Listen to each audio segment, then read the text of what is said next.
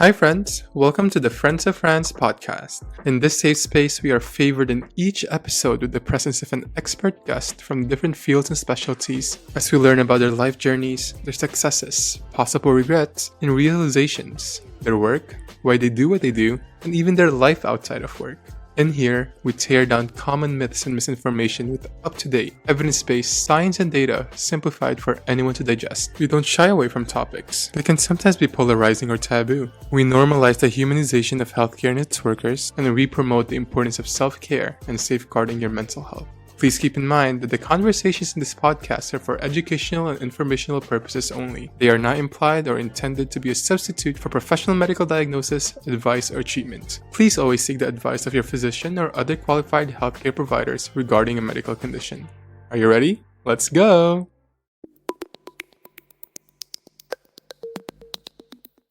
Hi, Dr. Serena! Hello. I It's so checked my nice calendar to and see our you. live stream was back in July 14th of last year. Can you believe over 1 year has passed already? Wow. I can't believe it too. No, I I know can't time believe is it. I flying can't by believe so it. quickly. And I think in that 1 year, so many things has changed, so many things has happened in the world already, right?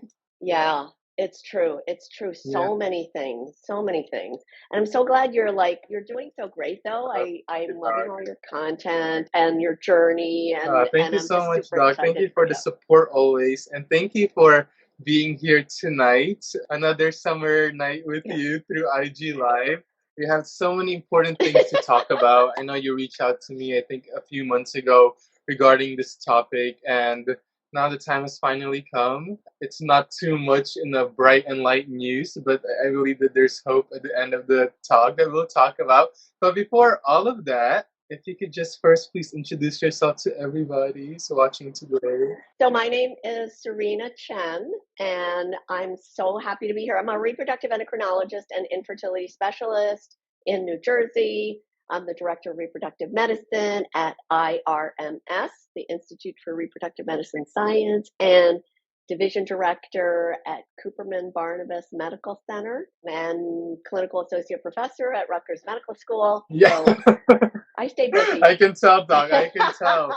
But so many accomplishments and so much expertise and training that you have under your belt. And this is why when we're talking about this topic, I really couldn't think of anyone else to talk to but you, especially that you're so passionate about this topic.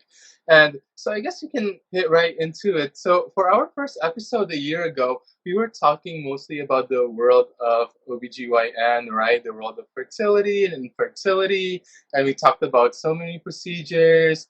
We talked about how you help build families, right? From different parts of the world as well. People come to see you. And I think what we're going to do tonight is we're going to take a portion of that. That's super, super important, Yes. especially given the news that we've been getting the past few months. So specifically, we're talking about the Dobbs case, Yeah. right? That happened in June 24th of this year. So as a context, in 1973, Roe versus Wade was a Supreme Court ruling that basically gave people the right and the access and the privacy to abortion rights, right? But other than that, also the privacy to it. And also, I guess it gave like an extending protection to the reproductive care in general as well, right? But as sad Yes. as it's at a And federal, at a federal level. constitution. Exactly. And Yeah. but sadly, in June 24th of this year, this was overruled by the Dobbs versus Jackson's Women's Health Organization ruling. And obviously, the first thing that come to mind of everybody is the regulations of access and the right and the privacy to abortion in statewide, right? And I think rightfully so, all the talks have been about bodily autonomy and abortion rights, abortion care, abortion access. But what we're going to talk about is actually something outside of that. It's something that many people don't think about when it comes to the overturning of Roe versus Wade and the ruling in the Dobbs case is about fertility medicine and the access to it and the implications of the Dobbs case when it comes to this, and which is your bread and butter being a fertility physician. If you could just give us an intro first of how all of this ties together into what you do as a fertility physician. So I've been getting this question from people all over the country and all over the world. So I think it's a great question. What does the overturning of Roe v. Wade have to do with in vitro fertilization? Because obviously, when people think about abortion, they think about elective termination of an unwanted pregnancy. And yet, of course, our patients want their pregnancies so much. It's the struggle with fertility. We build families, we help people preserve their fertility. I mean, we're literally helping people to conceive. But part of the issue is that, number one, even though we do IVF and we make embryos, the ultimate goal, of course, is to have a baby, to have a healthy baby.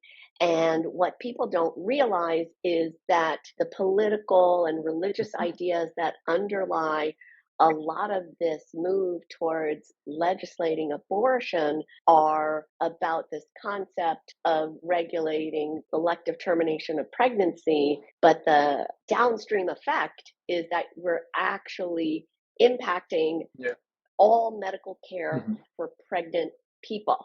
And of course, I have to take care of pregnant people to get them to the point where they can deliver. So these laws, what they do is they take these non-medical ideas and they're legislating them. So one of the non-medical ideas is that life begins at conception, which I think is, kind of based in a lot of Western religions. And the idea that life begins at conception, you then, in order to legislate that idea, they come up with this idea called personhood, which means that if life begins at conception, let's give the legal status of a person to the conception, to the embryo, or to the fetus.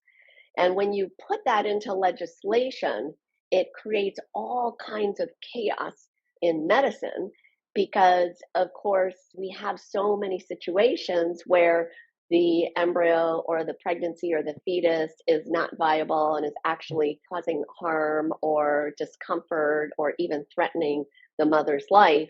And of course, then we have to remove the pregnancy tissue. And that is a medical procedure called different types of abortion. So we have elective termination of a viable pregnancy, but then we have things like missed abortion, which just means like the baby stopped growing. Incomplete abortion, which can be really dangerous, where the pregnancy tissue is kind of half out and half in, the pregnancy is not viable, and the woman is having significant bleeding. You can have deadly bleeding from this. Septic abortion, where you actually have a pregnancy, it's not viable, but you're infected, and you have to get rid of the pregnancy tissue to cure the mother of infection and ultimately to save her life. So it confuses things. And of course, as an IVF doctor, I help people make a lot of embryos. And in general, we know that most embryos are actually can't make a baby. They're just not physically or biologically capable of making a baby. And a huge part of the success rate of IVF in the United States today is the fact that we can look at a lot of embryos, and we have testing and techniques to be able to say this embryo has a much higher chance of making a baby, and this embryo really doesn't have a chance of making a baby. So that's part of what we do. That's how we get to the baby, is sorting through embryos. And yet, because the way the legislation is written, I don't think it was meant to shut down IVF, but it's written in this very legal way that doesn't recognize medical technology, so that the lawyers are really confused, and then they're telling the doctors, you have to be careful because this is what the legislation says. And we're seeing different things. Like when you get rid of the federal protections for abortion, we then had 13 states where they had these laws banning abortion that automatically took place once Roe v. Wade was overturned. And because of the removal of this federal legislation, now every single state is passing different legislation, and they all define things differently. And the hard thing is that if IVF is not specifically protected, it's not specifically protected. So right now, it's not illegal. We don't want people to panic. We just want people to be aware, right? It's not illegal. But let's say, you take Oklahoma. So in Oklahoma, they ban abortion or termination of pregnancy at the moment of conception. But they have one line in there that says the doctor is not going to be criminally liable only going to be criminally liable for terminating a pregnancy inside the uterus. So a lot of the lawyers at these medical centers have said, well, even though it doesn't say IVF is protected, we feel like that kind of protects IVF. But the problem is a lot of these laws are vigilante laws, like that's a new strategy. So a private citizen, if they feel like you're breaking the law, they can report you to the government. A lot of these laws supposedly give the vigilante $10,000 reward for reporting that person. And so a lot of these questions and unclear statements in the laws might just end up being fought in court. That's the hard part. No, I'm talking too much, I love it, Dr. Serena. I love it, Dr. Serena. Yeah, I mean, it's kind of heartbreaking and also alarming to hear that from one ruling, right? It's like a cascade of so many things going on. Like, yes, it's very specific about abortion and stuff like that, but it's also very vague when it comes to this, and it's a gray area when it comes to this. And I think it's very meshed with a lot of political and many religious underpinnings under all of this, like you said, right? And I think that's when it's so scary and also makes you dumbfounded as to why people who have no expertise within not only medicine in general, but also within reproductive medicine and in this whole field of fertility, infertility, or access to reproductive care are the ones making legal decisions over people's bodies when they have really no education or training into what's going on. But the hindsight as well, like the general public also may not have the education, the training to understand all of these terms. So from everything that you said, I think let's backtrack a little bit and talk about, we were talking about IVF, but what is the use of, and I know we talked about this in our previous live stream, and if you haven't watched yet, please watch it. We go into deep dive on everything reproductive medicine. But for those who are not aware, before we really jump into the implications of overturning programs versus with IVF, is what is IVF and how pressing a problem is infertility in the United States specifically, since we're talking about the Supreme Court? Oh, you always ask the best questions, Christian. So IVF stands for in vitro fertilization, which just means fertilization outside the body. So it is an extremely successful technology that allows reproductive endocrinologists today to basically be able to help almost anybody get pregnant. We really have addressed a lot of infertility. We obviously still have an issue because, insurance coverage in the United States is not so great. And now we have this legislation that's going to make it more difficult to access IVF. But IVF, basically, we stimulate the ovaries with hormones that your body makes. But since we give you a little extra, instead of making one egg each month, you're going to make a few eggs.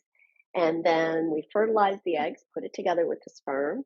And then we look at the embryos and evaluate them very carefully, sometimes do genetic testing on them and try to put in one embryo at a time that's been selected from a bunch to have the highest chance of success in order to help people conceive. And infertility is a huge issue.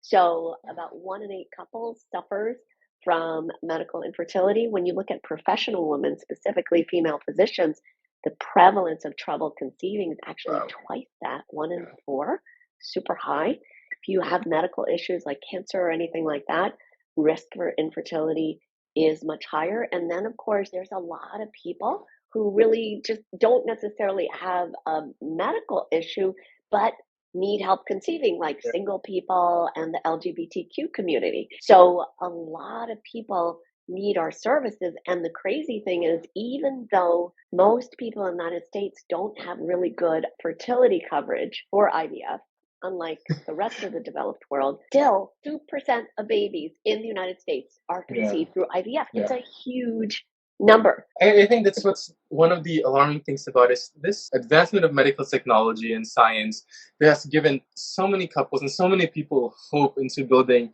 the families and the realities that they want, right? Is possibly in this fire based on the implications of Supreme Court ruling that, again, that we said are usually made by those who have no expertise and training in this subject matters. And I think I wanted to delve more into what you were saying about the procedure of IVF specifically, where you're saying, we have a lot of these eggs, and then we pick the one that we think will be most viable, right? And will be most successful in producing Yeah. a pregnancy. Now, I guess this is where the murky waters come in. Also, because from what I know, IVF was made even before Roe versus Wade, or it was after. That's the thing. The first IVF baby in the Uh, whole world was after. 1978, and the first IVF baby in So the United States was after Roe versus Wade. 1980. So it is murky way waters after. because there was no legislation before that in regards to this technology, right? And so then it brings the questions up when, again, talking about IVF is picking that one egg that is the most viable that we think it will produce the pregnancy. Now,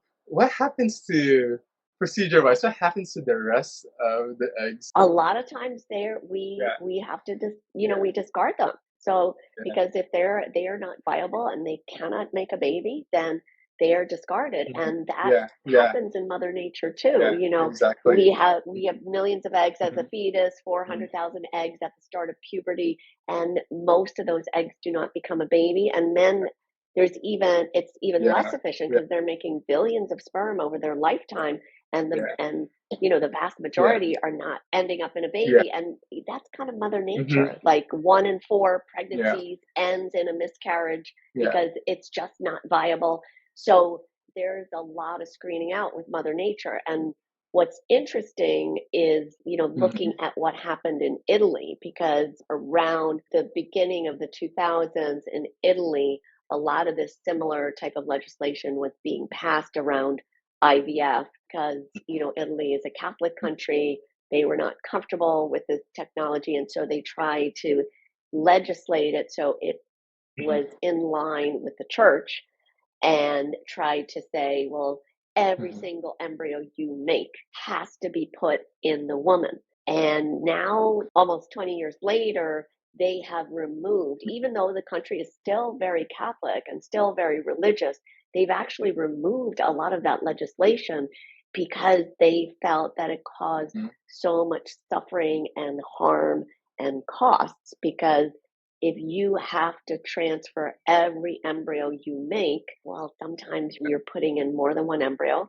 And then if you end up with multiples, much higher rates for maternal and fetal death and, complications. And you are dramatically lowering the chance for pregnancy because you're not being as efficient. You're dramatically raising costs. So a lot of people then can't access the treatment, and you're dramatically raising the risk for miscarriage because you're putting in a lot of abnormal embryos. And so the Italians, even though they are a very religious country, they've backed off on this legislation because they felt it was harmful.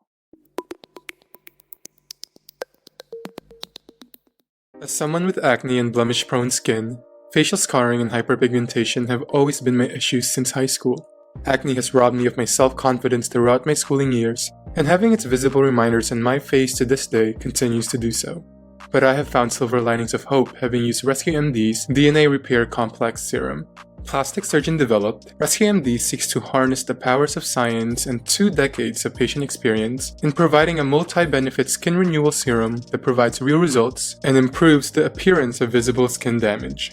Beyond my personal skin concerns, the serum also seeks to address a breadth of damage from varying external stressors, including hypertrophic and surgery scars, burns and chemical burns, cuts, scrapes, and bug bites. All of these are targeted by supporting the skin's natural healing process through its infusion with Rescue MD's patented LabCall, a proprietary anti-inflammatory skincare technology that targets skin damage at the DNA level. The serum also contains a hand-selected blend of other ingredients, such as peptides to help strengthen the skin, botanicals like rosehip to soothe, and moisturizing agents such as dimethicone and allantoin that helps to speed up skin recovery.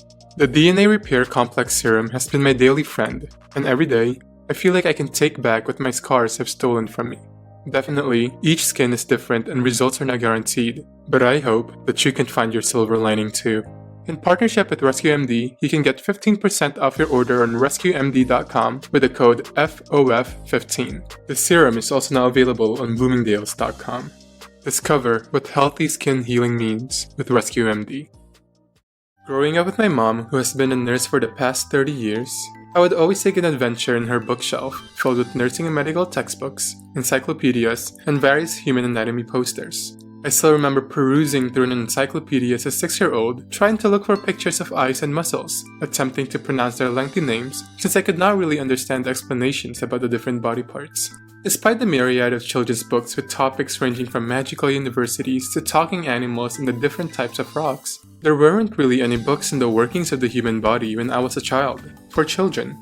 Written by physicians, Dr. Betty and Dr. Brandon, the Medical School for Kids book series now provides a charming, easy-to-understand introduction to the wonders of the medical field. These books feature beautiful illustrations and simple explanations, teaching children and adults alike about the anatomy, physiology, and diseases of the body. From distinguishing a normal mole from melanoma, to discovering the importance of eating healthy food for heart health, to knowing the vital signs that are monitored in the operating room, people of all ages can truly learn something new through these books, as they are designed to teach real medical concepts to readers of all ages in ways that anyone can understand. Take an educational adventure into the intricacies of every organ system of the human body. Paperback copies of the books are available for purchase on Amazon.com and eligible for 2-day Prime delivery. Kindle versions of the books are also available on Amazon and free with Kindle Unlimited. You can also visit the website md4kids.org for more information. Get ready for an adventure on the medical school bus!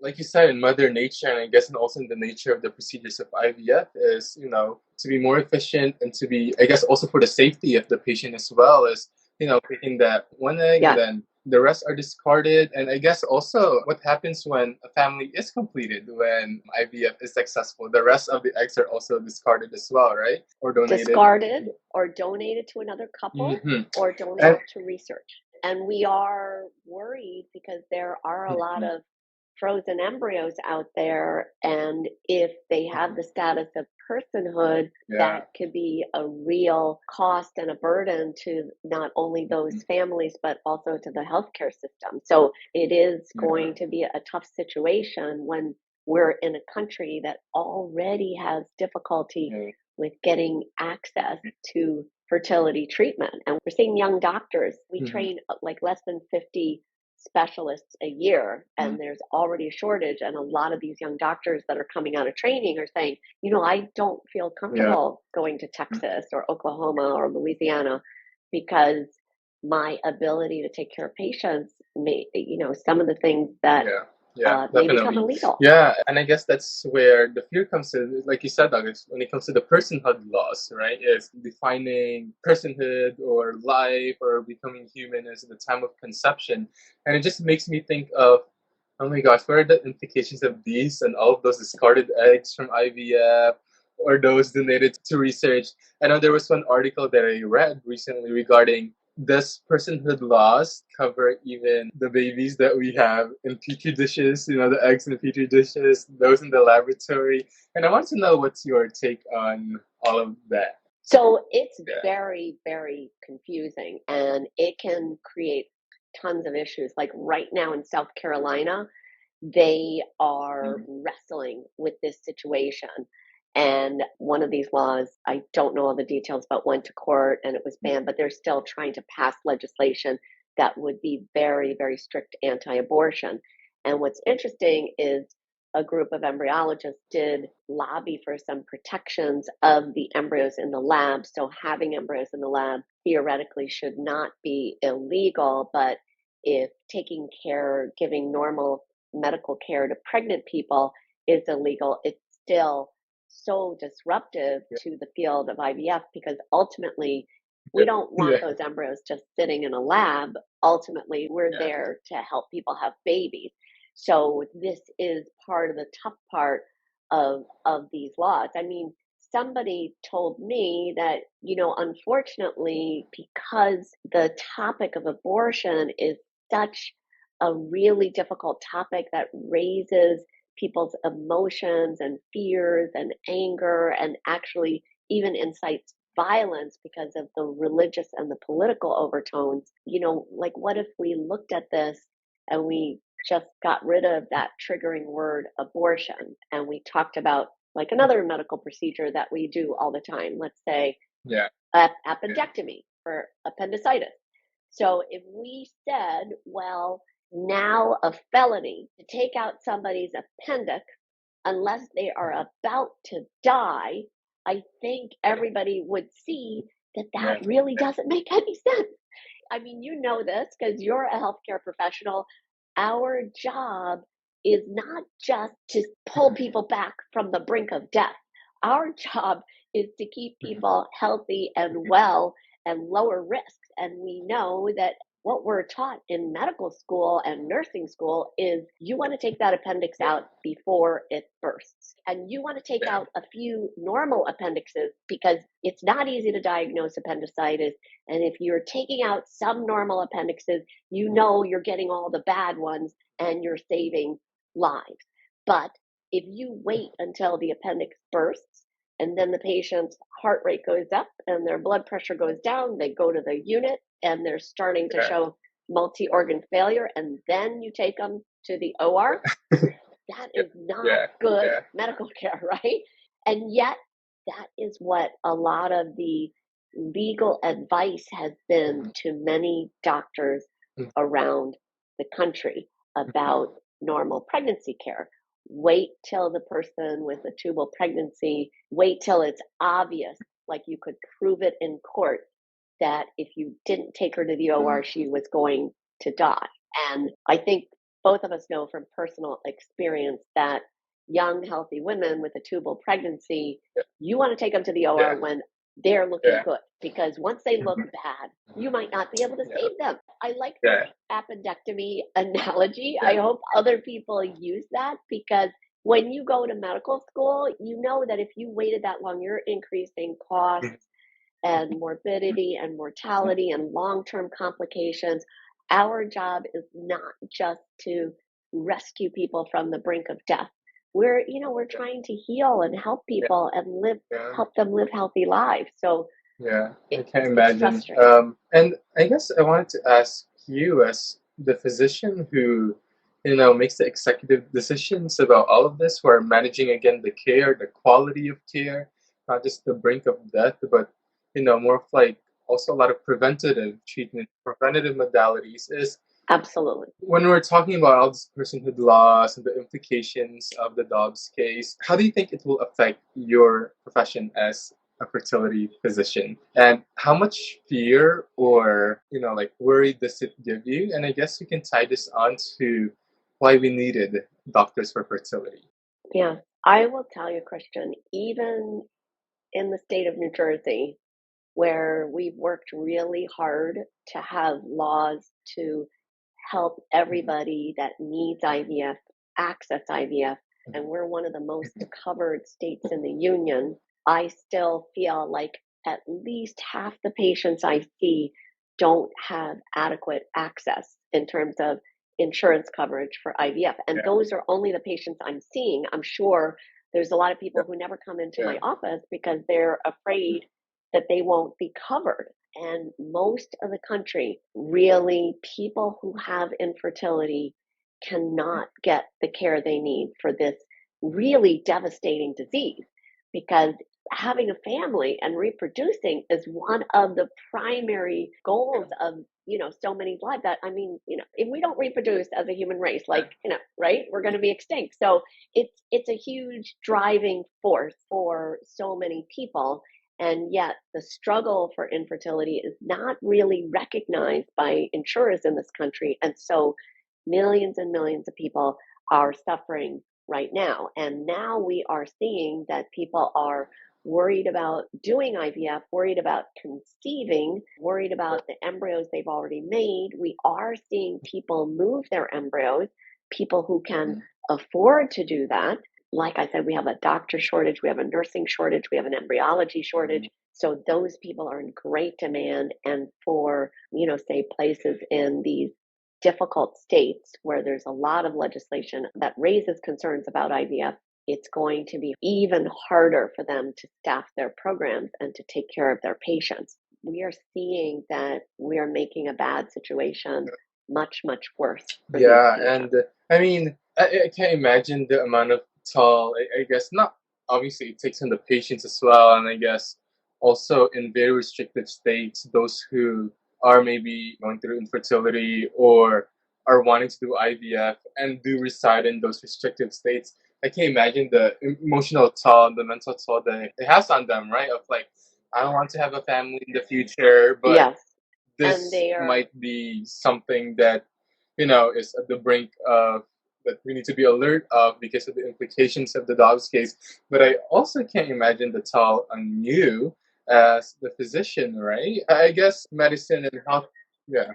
Yeah. Yeah. yes, to be Yeah. criminalized for medical Yeah. care, right, Christine? And I think you and I have talked before about the problem of physician and Yeah. healthcare provider burnout. Obviously, all of Mm-hmm. healthcare is in a bit of a crisis because of COVID and burnout and many other forces. And literally criminalizing doctors for, taking care of their patients is just something that's really hard to imagine, but it's actually happening now, and we already have a Yeah. doctor shortage Yeah. in so many parts of the country, and this is going to make it even worse. So that is a tough one, but I don't want to be all negative because I do feel like we have like a lot of positive things we can tell people, right? I'm already seeing that from all these people who are reaching out across the country.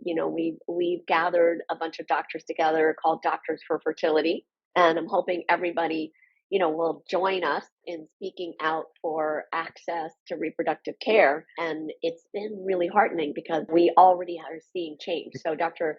Stephanie Gustin, she's one of our founding board members. She is in Nebraska, and she organized with doctors there, set up a Facebook page called Save IVF Nebraska.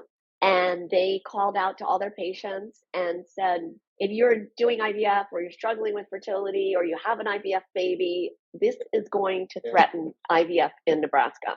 Please reach out and tell your story, and please talk to your legislators. And that's what they did.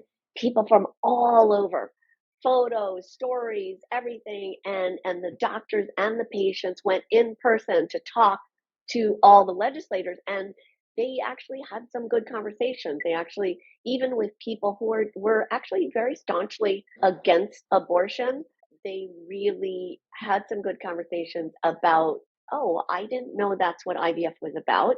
I didn't know how this would impact your ability to help build families.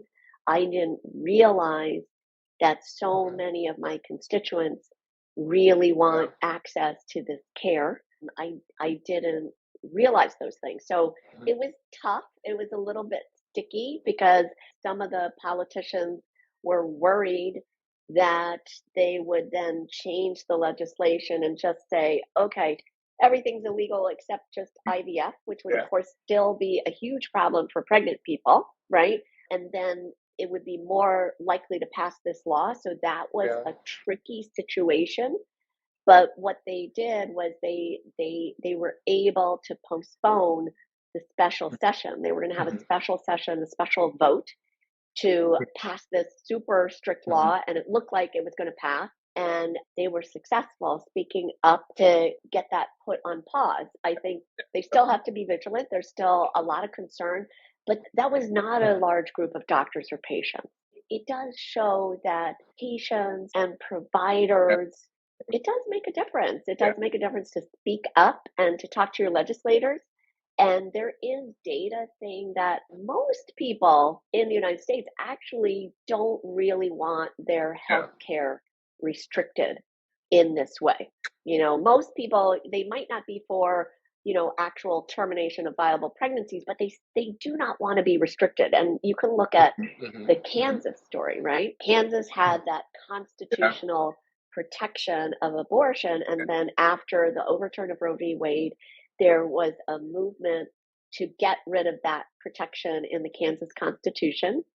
And they kept saying it was about mothers and babies, and it really wasn't. It was really going to restrict care for mothers and babies.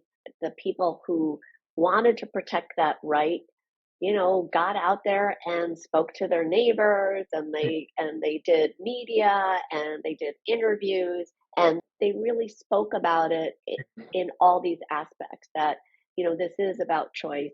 It's about medical care. It's about privacy, keeping the government out of your medical decisions. It's about letting doctors do what they need to do. They talked about some difficult situations, like a mom who doesn't believe in abortion, and has 2 kids, but had to terminate a pregnancy to save her life. They talked about, they had some pastors talking about how this is not a black and white situation, and protecting this healthcare autonomy can still be okay, and you can still be religious and still be, a good person. They talked about how the other side kind of tried to fool the voters into thinking they were protecting reproductive rights when they were really taking away reproductive rights, and they got out the vote. So very interesting. There's huge rise in voter registration, right, in Kansas ahead of this referendum, and 70% of the new voters were female voters. And, we have this wonderful group at Doctors for Fertility, and I told the male fertility doctors, I was like, the other 30% were male gynecologists, because you guys are so fierce and fighting for, women's rights.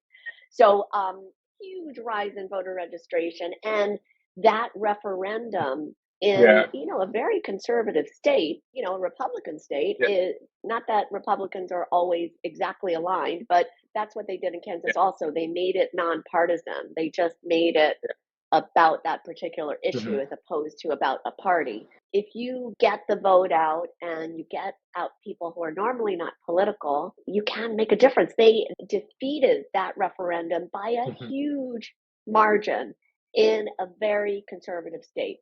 So I really want people to know, it's really concerning, and I'm really worried that, this is already affecting doctors and medical care and things like that. But I'm also very hopeful, because I am seeing people speaking up and pulling together, and I am, kind of getting messages of support from all over the country for Doctors for Fertility, and we're getting funding, although of course we could use more. I'm optimistic that we can make a difference, because this is the United States. People want to have healthcare autonomy. They want to have the best healthcare. They want to be able to make these decisions, and I think most people understand this is not really about abortion. This is really about just medical care for pregnancy. I agree. All throughout high school and bouts of college, I suffered from severe acne. I cried almost every day looking at the mirror. I wore hoodies during the summer to hide my cheeks. When my mom asked me what I wanted for my birthday, all I wished for was a visit to the dermatologist. I tried so many products and saw so many estheticians, physicians, and other advanced providers. But I know that my mere access to these products and providers is a privilege. Many who suffer from acne and other skin conditions live in many underserved populations where access to dermatology specialists can be difficult due to limited resources. To help bridge this divide, Vanapadia, a dermatology nurse practitioner, recently launched Your Skincare Expert's Derm course, which can allow other specialties to provide comprehensive care to patients through dermatology in places where access may be limited. The course can also be used to help better train extended providers within the field of dermatology to feel confident and empowered in their knowledge. From fortifying skin anatomy to identifying skin types and concerns, breaking down acne, building skincare routines, and going over active ingredients, the course seeks to further knowledge on skincare, anti-aging, acne, and overall holistic skin health. Friends of Franz is partnering with Your Skincare Expert so that you can get 10% of the course with the code Franz, that's FRANZ, or visit yourskincareexpert.com/Franz. My skin and my life were changed by the right products and the right people. Through this course, I hope that this would also be made possible for others. Anyone who knows me knows that I love boba. After a heavy dinner? No problem. I have a second stomach for boba, and sometimes even a third. But each cup of bubble tea is definitely a guilty pleasure, given that the average cafe-made milk tea has over 100 calories per serving, over 20 grams of high glycemic sugar, and is packed with artificial flavors. I am so glad that the guilty days are over with Twirl, the world's first canned, plant-based milk tea. With only 45 to 50 calories per serving, and containing 6 to 7 grams of sugar, and low glycemic sweeteners at that, goodbye to sugar crash, Twirl is made with pea milk, the most sustainable plant-based milk on the market, regenerating the soil where it comes from. This is thanks to the fact that fair trade and organic are the names of the game, as the teas are sourced from biodiverse family farms in China, Japan, and Taiwan that practice sustainable farming techniques. No artificial flavors are ever used. Choose from 3 antioxidant flavors of the chocolatey Taiwan-style black milk tea, floral jasmine, and nutty hojicha. Enjoy all of these flavors, each being nitro-infused that you can feel and hear their fresh, silky, and creamy texture with each pop of the can. Let's enjoy tasty, creamy, shelf-stable, and healthy milk tea together for 10% off using the code FRANZ10. That's FRANZ10. Now available on twirlmilktea.com or Amazon. Twirl around in its goodness. I think that's why it's so important we hear information and all of these updates from those who see the patients, right? From those who see both sides, who are the physicians or their advanced provider, and who are interacting with patients, who are hearing these patient stories, knowing what the patients want, knowing what the patients need, and not from conversations that's so focused on bipartisan and religious issues, and again are made by federal or even state head leaders who actually have no business talking about medical care, right? And reproductive medicine. I know, but we are the people who put these people in office, and we make them the leaders. So, this is where we are seeing very strong evidence that just every single person, if they, call or email or text or whatever, very easy to Google your representative and just reach out and say, I'm your constituent, and I really feel like this is important. I feel like access to reproductive health care is important to me. And we are seeing this makes a difference. We are seeing a huge difference. So this whole Doctors for Fertility, if you go on our website, there's a section for sharing your story, because we know that is hugely powerful for legislators and leaders to hear that their people, the people that put them into office, they're speaking up and they're saying something. So I feel like people need to know that they do have this power, and that their voice is really powerful. I think healthcare providers need to know that, because, in all this healthcare provider burnout, we're so busy, we work so hard. Taking the time to speak up about this really makes a difference, and you don't have to be a social media star like you, Christian. You're making a big difference. But even just one-on-one conversation, like with your neighbor, or right, like I'm finding that every single conversation I mentioned it to my patients. A lot of patients are very, very worried about it, and I think it's good to talk about it and to educate people and to educate your friends and your neighbors and your family and everybody, because the more we talk about it, the more people understand. I think the better the situation. Yeah, definitely. Conversations are so important, because I know your field of OBGYN has a fount of misinformation and myths all around social media, even the internet. I mean, I know for sure, probably even way before Instagram came out, all of those group chats, or even, even I think personal conversations, in-person conversations, there's a lot of myths and misinformation about it. And especially now, even about reproductive medicine specifically, right? IVF. I mean, I read an article earlier. Kristen Hawkins, who's a president of Students for Life of America and Students for Life Action, is going to read some things that producing children via IVF, he says, is practicing eugenics, and equating it to procedures like abortion and slavery and Russell Moore of the Southern Baptist Convention, so that the only ethical way to undergo IVF is to implant every single embryo, no matter the viability. See, and these detrimental statements and conversations, the general public who may not also have the education and training in your field, right? It's a lot of capitalization on people's fears and people's innocence about certain subject matters and topics. That's why we need to look to people like you and Doctors of Fertility, where we get these information from, right? Especially in this social media world of misinformation and Yeah. fear mongering and all of these things, right, Doc? Yes, yes. But that brings up something I think you and I both believe in very strongly is that Yeah, real healthcare providers yeah, belong super on agree. social media, right? And that's Yeah, not really yeah, how we're trained in healthcare, right? Um, and I know like some of my colleagues are like, what are you doing on Instagram all the time, right? But you and I know this yeah, Dr. Google didn't go to medical school, right? But Dr. yeah. Google is the Yep, first yep, 10 yep. opinions that everybody gets, right?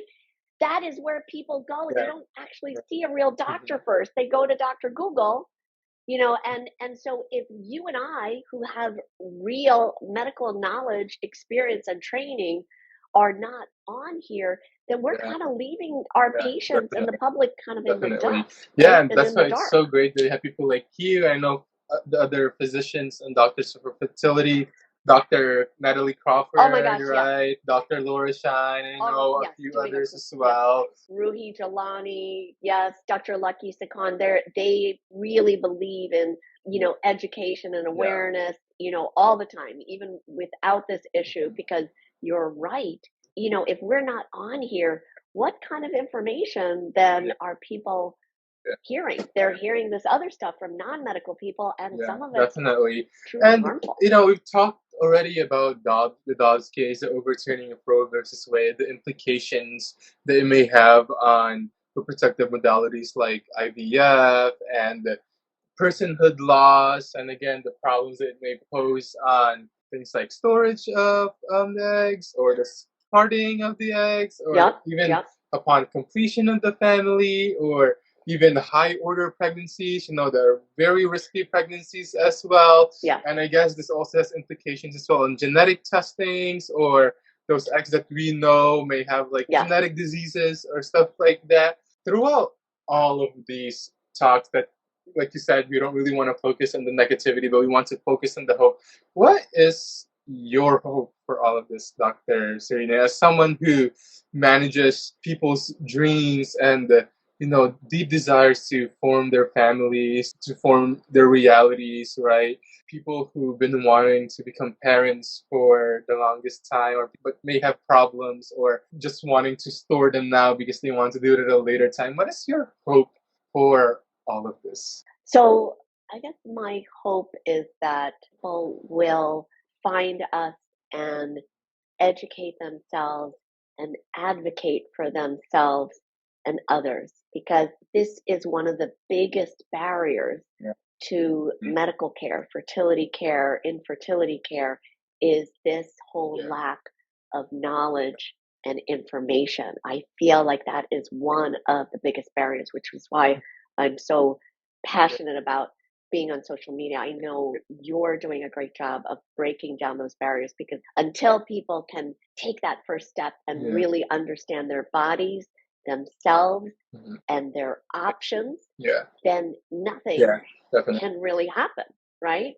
And, I am really hopeful for this fight in terms of Mhm. reproductive care access, despite the overturning of the Roe v. Wade, because I am already seeing that people getting educated and learning about this issue and then educating others, I'm already seeing that it Yeah. is making a big difference. And I see that at an individual level. The healthcare system is tough, it's complicated, it's hard to access, where patients are joining together and supporting each other and learning about their bodies and their options and all the Mhm. challenges that Yeah. you can face, like Yeah. PCOS Yeah. and endometriosis and things like that, and trying to educate themselves and optimize their health and wellness so they can Yeah. pursue this treatment. Fertility treatment is it's definitely like a little bit like a Yeah. marathon, because you have to keep going. But I do tell my patients the nice thing is the fertility treatment can be super successful, Yeah. even though it's hard. If people can Mhm. stay healthy in mind and Yeah. body and stay positive, I think they will ultimately be successful. And I feel like that's going to be true also with Yeah. Yeah. reproductive rights in America, is that we have to Mhm. be positive. We can't panic, but we Yeah. also can't put our Yeah. head in the sand. We have to Yeah. we have to Yeah. step up to the Yeah. plate and get involved, right? and talk and advocate and call our legislators and vote. Love what you said, Doc. Right? Like, I think you're right. Like, at the end of the day, it's really about providing patients and people options, right? I think aside from the difficulty of making a decision, I think the hardest part is making decisions when you're not informed, right? When you don't know your options. Aside from not having options, it's the not knowing your options, not being able to make an informed decision because there's no information to draw from, right? And this is why it's so important to have conversations like these, whether in person or especially here on social media, right? Like, it doesn't matter if 50,000 people are listening or 10,000, even one person, right? As long as the message spread across that we have people like you who are willing to listen to people and are there to guide them through, what they want in life, and especially specifically in this field of reproductive care, to guide them in the family that they see for themselves, right? I mean, I can't get pregnant, but I don't know, Christian. We're gonna figure that out. How to get guys to carry babies. As of currently, I can't get pregnant, but I have so many friends, and I know so many people who have gone to physicians, right, and who talk to experts like yourself who want to build families, who have gone through IVFs, some successful, some not successful, but at the end of it all, like at the foundation of it is that they had the chance and the choice to do that, and the access and the right to do so. And it's just so scary to imagine a world or imagine a country where we can't have those options for people who want them, right? And that's why thank you so much for your work in doing this, and also for fertility. I don't think we're not going to let that happen. We are, because I know you're in this with me, and I'm so glad for all these people watching, because I know you're going to join us and and speak up, and hopefully join Doctors for Fertility. Also keep listening to Christian. Follow me, because we're going to keep talking about this, right? It's not a fight that we're going to give up on, because it's life-saving. It's absolutely all about safety, and it's all about people just want to be happy. People just want to live happy lives. And removing options from people, places a barrier from people pursuing happiness in ways that they want for themselves and for their lives and family. Absolutely. Dr. Serena, if you have any closing statement or anything else you want to say to everybody there.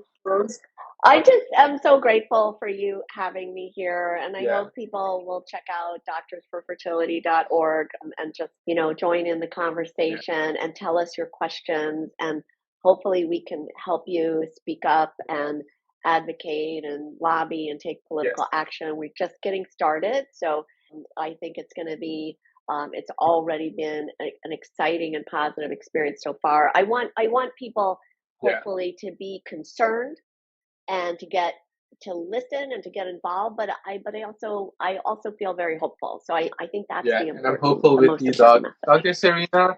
Thank you so much for joining me tonight. I hope you have a great night. Thank you for sharing. Thank you, Christian. Of course. Thanks for Nice having to me. see you, Doc. Have a good night. Bye. We have now reached the end of the story. Thank you so much for listening to this episode of Friends of Franz. I hope you had an enjoyable adventure learning about our expert guest, their work, and why they do the things that they do. Please check out the rest of the series available on all podcast platforms. Please also consider following the podcast on the platform that you prefer, turn on the alerts for new episodes so you don't miss new stories, and give us a rating to support the show. You can find more updates on the podcast's official Instagram at Friends of Franz Pod, or my personal Instagram at Chris Franz. That's without the I, because there is no I in team. I'm kidding. Someone already took the username. Have a great day or night, everybody!